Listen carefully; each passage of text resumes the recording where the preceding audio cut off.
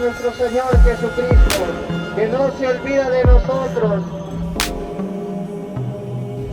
La prohibición de las procesiones de Semana Santa en Nicaragua ha sido solo el último capítulo de la cruzada que el gobierno de Daniel Ortega ha lanzado contra la Iglesia de un país que, ojo, se declara mayoritariamente católico. La fe, te lo puedo decir, en mi tatuaje, es lo último que los católicos vamos a perder aquí en Nicaragua. Pero el fervor del pueblo no lo van a vencer, no van a vencer esa fe. Además, la expulsión y el encarcelamiento de religiosos ha puesto en jaque las relaciones entre Managua y el Vaticano, que pasan por el peor momento de su historia. No me queda otra que pensar en un desequilibrio de la persona que dirige. Como si fuera a traer de dictaduras del 17, comunistas o hitlerianas del 35, traerlas aquí las mismas, ¿no?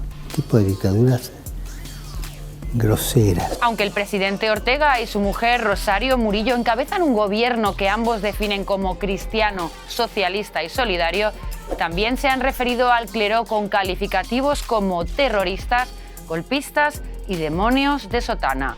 Las desavenencias entre el sandinismo y la Iglesia vienen de largo, pero jamás hubo una guerra tan encarnizada como la que vemos hoy. ¿Por qué justo ahora? Quédate con nosotros que te lo ponemos en contexto.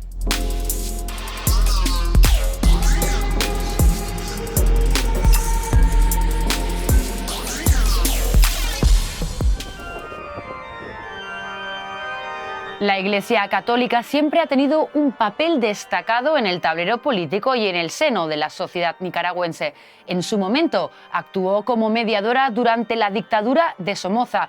Si bien al principio vio en la revolución sandinista una oportunidad para el progreso en el país, sus constantes denuncias ante los abusos y las violaciones de derechos humanos por parte del orteguismo la han convertido hoy en uno de los grupos más perseguidos por Ortega y los suyos. Vivimos una situación que no tiene precedentes en la historia, es decir, estamos hablando de una escalada represiva dirigida contra la Iglesia con el objetivo de silenciarla. El antagonismo entre Iglesia y Estado alcanzó su punto más álgido al calor de las manifestaciones antigubernamentales de 2018, cuando la institución religiosa se puso del lado de los manifestantes.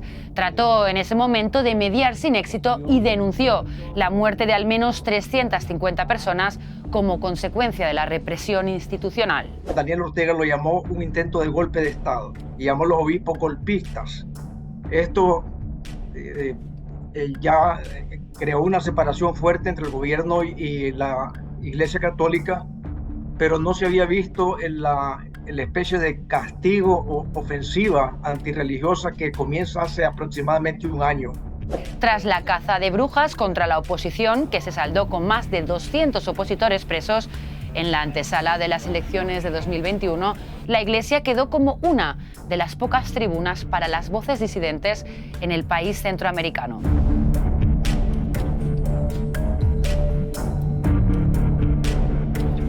Hay sacerdotes, hay obispos que en los púlpitos comienzan a hablar de justicia, comienzan a hablar de democracia, comienzan a cuestionar al gobierno. Y eso el régimen no lo acepta, de tal manera que ellos suben la escalada. Se estima que desde la crisis de 2018 las hostilidades contra la Iglesia Católica suman unos 400 ataques, agresiones que van desde el encarcelamiento y destierro de sacerdotes hasta ataques físicos, sacrilegios y campañas de difamación. Nos encontramos aquí 6 sacerdotes, 6 laicos que nos tienen encerrados en la curia episcopal. Aquí vamos a permanecer sin irrespetar a la policía. Las imágenes de la detención del obispo de Matagalpa, Rolando Álvarez, condenado a 26 años de prisión por traición a la patria, dieron la vuelta al mundo. ¿Por qué contra la Iglesia Católica? Porque la Iglesia Católica es un poder que está ahí, un poder real, que tiene peso. Lo que dice la Iglesia Católica en Nicaragua pesa, de tal manera que eso hay que controlarlo. hay que silenciarlo, hay que reducirlo. Esta Semana Santa se prohibieron las procesiones y sacar a los santos a las calles. Los católicos se vieron obligados a celebrarlas en el interior de los templos. Al menos 17 personas fueron detenidas por saltarse la norma. Que se ha participado masivamente en nuestras iglesias, el reporte que tengo los sacerdotes, todas totalmente llenas. Aún así, Ortega y su mujer se declaran cristianos.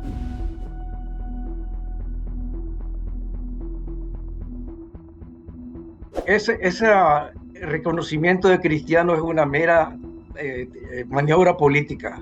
No hay ninguna realidad. Después de la revolución sandinista de la década de los 80, ellos comprendieron que había sido un error confrontar la iglesia, confrontar a las creencias religiosas del pueblo y adoptar la máscara de ser cristianos y hasta católicos. Esta es una impostura completamente fabricada para dar la apariencia de catolicidad. La represión contra la iglesia nicaragüense ha tensado como nunca las relaciones entre Managua y el Vaticano. El pontífice, al que hasta ahora muchas organizaciones achacaron una postura tibia con Nicaragua, recrudeció su discurso y llegó a comparar al gobierno de Ortega con algunas de las peores dictaduras del siglo pasado, como fue la nazi, y también del presente, como la de Eritrea. Sostiene, Signore, le comunità cristiane che oggi celebrano la Pasqua in circostanze particolari, come in Nicaragua e in Eritrea. E ricordati di tutti coloro a cui è impedito di professare liberamente e pubblicamente la propria fede. Según el Vaticano, Managua está dispuesta a romper definitivamente las relaciones diplomáticas. No hay ninguna comunicación, no hay embajador, no hay representación de Nicaragua en la Santa Sede ni al revés. Es decir, hay una situación de ruptura fáctica, aunque técnicamente se le sigue llamando suspensión de relaciones. Entonces, ¿por qué se aventura Ortega a lanzar una ofensiva de estas características en un país con casi un 60% de la población que se declara católica? ¿No teme perder el apoyo popular? Aparte, como es un poder totalmente autoritario, no depende de la opinión pública. En una democracia los gobiernos se cuidan mucho de no alienar o granjarse la antipatía del pueblo. Este dictador, que depende de su poder militar sobre todo, pues parece que no teme la reelección popular, tiene militarizadas las calles. Recordemos que en los años 80, aquí en la entonces Alemania Oriental, la Iglesia, en aquel caso protestante, jugó un papel decisivo en el movimiento cívico que pacíficamente provocó el fin del comunismo alemán y la caída del muro de Berlín en 1989. ¿Creen que de alguna forma Ortega trata de evitar a toda costa un destino similar en su país? ¿Y ustedes qué piensan?